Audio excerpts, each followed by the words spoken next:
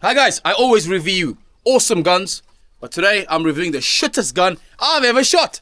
This is the Norinco 9mm M213 chambered in 9mm.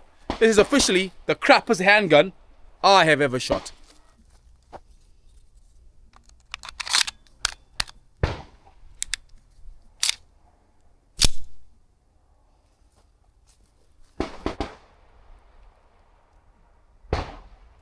Fuck.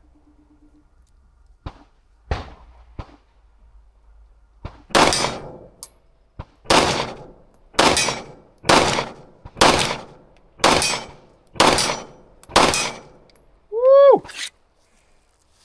Give me a knife or a brick. Shit.